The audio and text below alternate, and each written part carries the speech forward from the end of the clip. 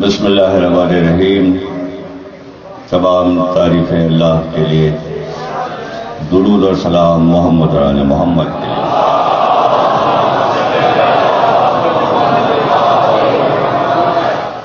عشیرہ سے عاشورہ تک اس موضوع پر ہم گفتگو کر رہے ہیں۔ کل اس منزل تک ہم پہنچے تھے کہ جمل کی لڑائی ہوئی اور اس لڑائی کو مولا علی نے فتح کیا۔ پھر صفین کی لڑائی درپیش ہوئی۔ وہ لڑائی بھی ایسی تھی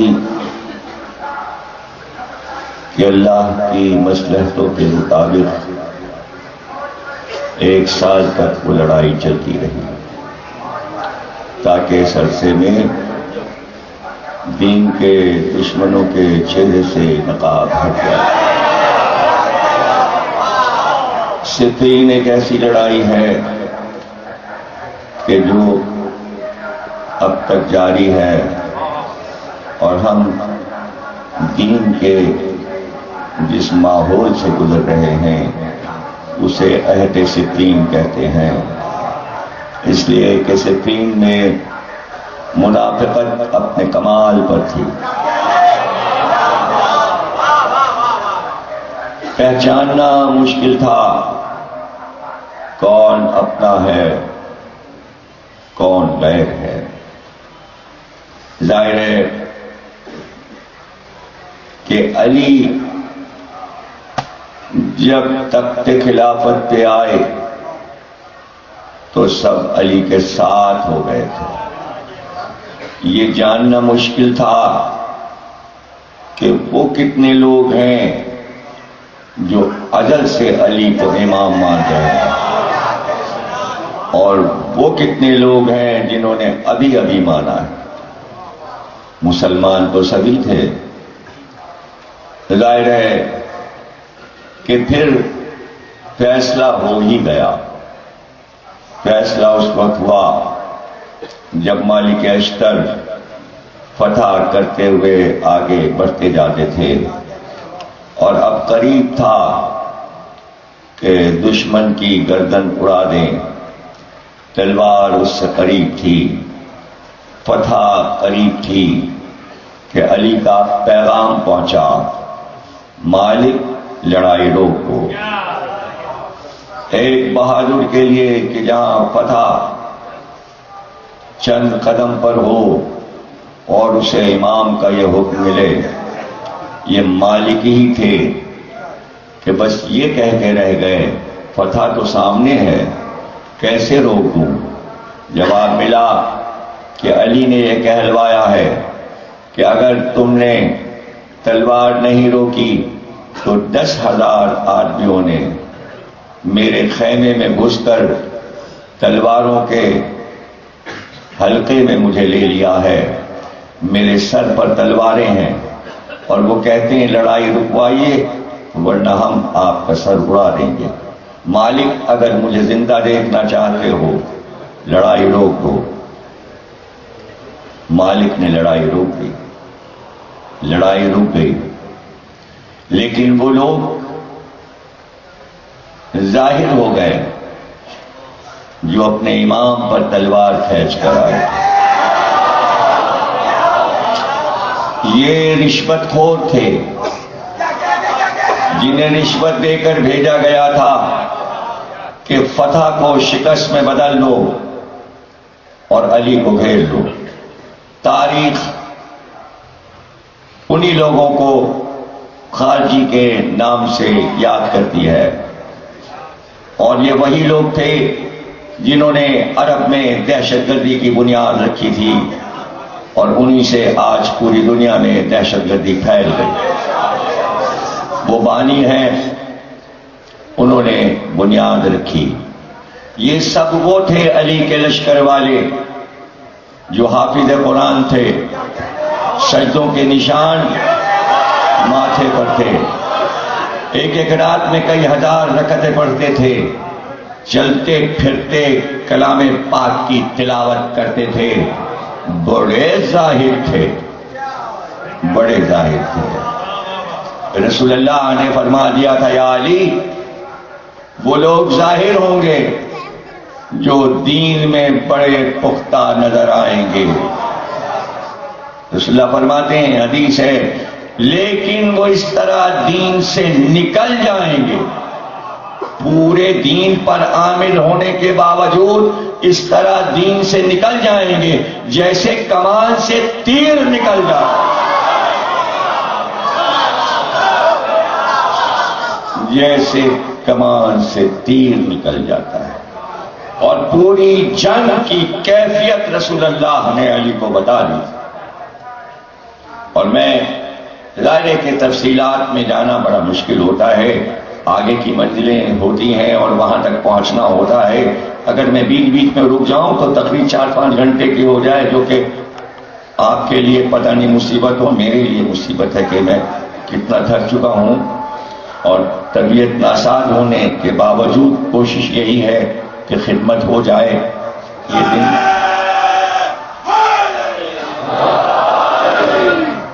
حنین کی لڑائی میں جب مال غنیمت بٹنے لگا تو کچھ لوگوں نے آ کر رسول اللہ سے بدتمیزی اور بد تہذیبی کی مال کے بٹوارے پر۔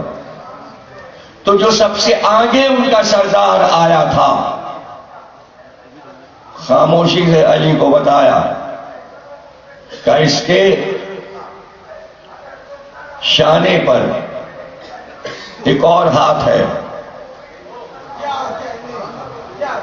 ایک اور ہاتھ، اور وہ ایسا ہے اگر کپڑے سے چھپائے نہ ہو تو جیسے گائے بھینس کے تھن ہوتے ہیں اس طرح وہ ایک تھن لٹکا ہوا ہے۔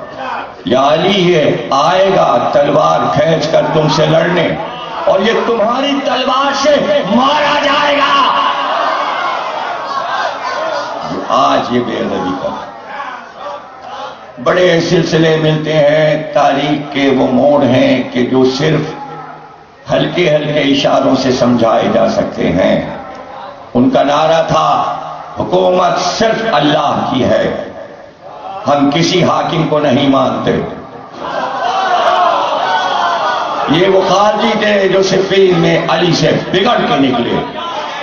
صفین کی لڑائی رک گئی، علی نے حکم دیا لشکر واپس چلے، لیکن جب دریائے نہروان آیا تو پتہ چلا دریا کے اس پار 30,000 خارجی علی سے لڑنے کو تیار، اور سب خارجی قرآن ہیں، سب کے بغل میں قرآن لٹکے ہوئے ہیں، پیشانی پر سجدے کے نشان ہیں، اللہ اللہ پکار رہے ہیں، اللہ اللہ پکار رہے ہیں، اور علی کو برا کہہ رہے ہیں۔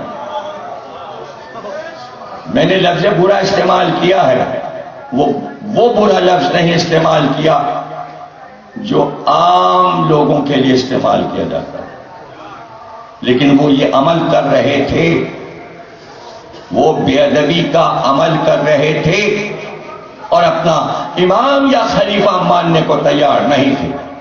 انہیں تیار کیا گیا تھا، جس گاؤں سے گزرتے پتہ چلتا یہاں علی والے گاؤں میں آگ لگا دیتے، ماؤں کے شکم چاک کر کے بچوں کو نکال کر نیزوں پر بچے اچھالے، یعنی انتہا کر دی دہشت گردی کی۔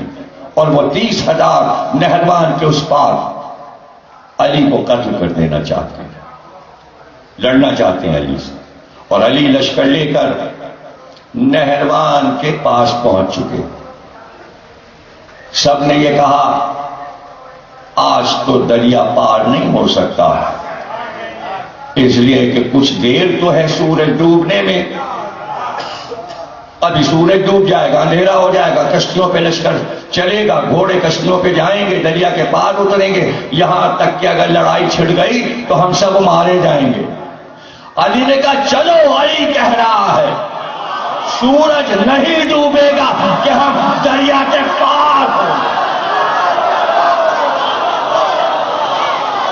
سورج نہیں ڈوبے گا کہ ہم دریا کے پار ہوں گے، اور تم یہ سمجھ رہے ہو یہ تازہ دم ہے اور ہم تھکے ہوئے آ رہے ہیں۔ تلوار کھنچے گی، تلوار چلے گی، اور اس پوری لڑائی میں ان کے 13 بچیں گے، سب مارے جائیں گے، یہ سب مارے جائیں گے، صرف 13 بچیں گے، 13 بچیں گے، اور ہمارے کل 13 مارے جائیں گے۔ اور کہا عبداللہ ابن عباس لاؤ قلم، نام لکھو، جو 13 ہمارے مارے جائیں گے ان کے نام لکھو، ان کی بلدیت لکھو، اور جو ان کے 13 بچیں گے 30,000 میں سے ان کے نام لکھو، ان کی بلدیت لکھو، قبیلہ لکھو، کاغذ اپنے پاس رکھو۔ لڑائی شروع ہوئی، علی نے تلوار کھینچی اور اب مڑ کے نہیں دیکھا، اب جو تلوار علی کی چلی تو کاٹتی گئی۔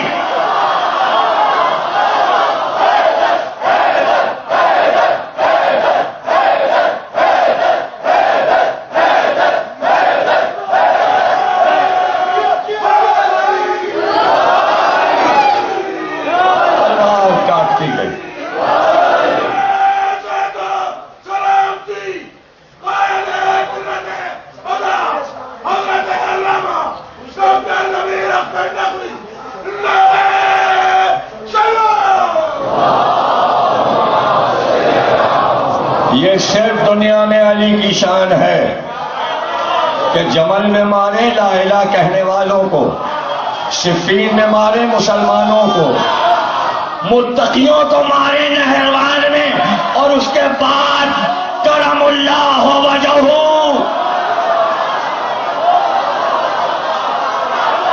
یہ علی کی شان، یہ علی کی شان ہے۔ یہ حکم قرآن تھا، صفین کا حکم بھی قرآن میں تھا، جمل کا بھی اور نہروان کا بھی۔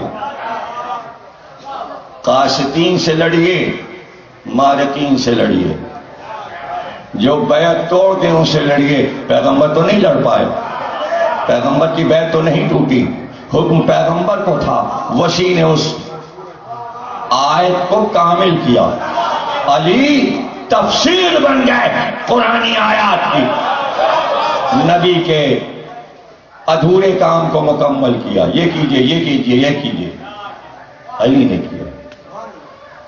اب جب جنگ ختم ہو رہی تھی، لوگ آفتاب کو دیکھ رہے تھے کہیں ڈوب نہ جائے، علی نے کہا تھا ڈوبے گا نہیں، ڈوبے گا نہیں، یہ کہہ دیا تھا ڈوبے گا نہیں تو وہ ٹھہرا رہا، لڑائی ہوتی رہی، فتح ہوئی، لاشیں ہی لاشیں تھیں، اور 13 آدمی بھاگ رہے تھے۔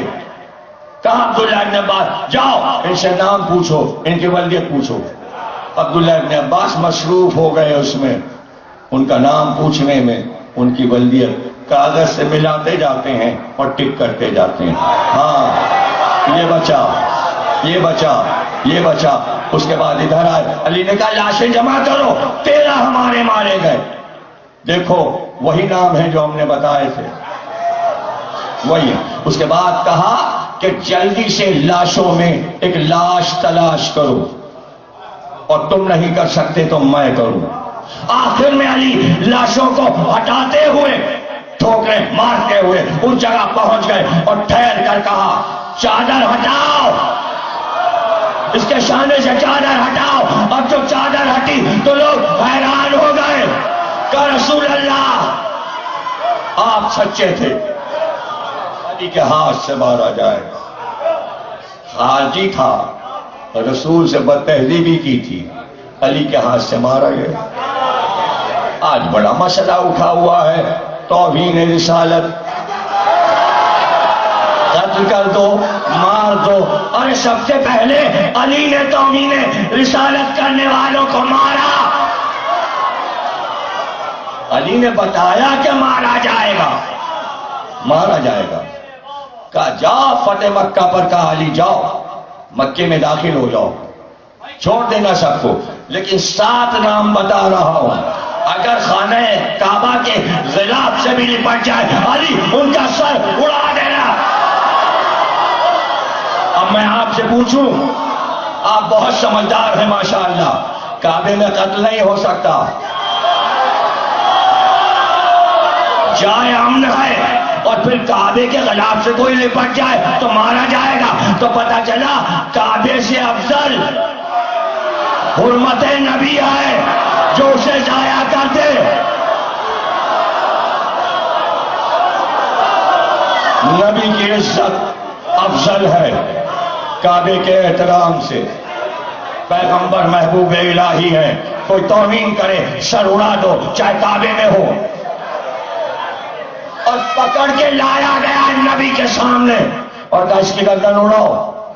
اب لوگ تو حیران ہیں اس لیے کہ سب نئے لوگ ہیں، مکے کا حال کسی کو کیا پتا، اور کہاں پہلا دن دیکھا تھا۔ جب وہ آ گیا تو رسول اللہ نے کہا تم سب کو معلوم ہے جب پہلے دن میں نے کعبے میں جا کر لا الہ کہا کہ کہو اللہ ایک ہے، قولوا لا الہ، آواز بلند ہوئی، یہ پہلا شخص تھا جس نے بڑھ کر میرے منہ پر تھوکا تھا علی اس کی گردن اڑا دو۔ یہ ہے فتح مکہ۔ پھر سے زندہ کرو ان کو تاکہ ان کا سر اڑایا جائے۔ توہین رسالت بالپاس بالپاس۔ ہم کب سے چیخ رہے ہیں کسی محرم میں ہر سال توہین رسالت نہ ہو۔ آپ توہین رسالت کسے کہتے ہیں؟ ڈائریکٹ رسول اللہ کو کچھ کہا جائے نہیں، جس نے فاطمہ کو اذیت پہنچائی اس نے مجھے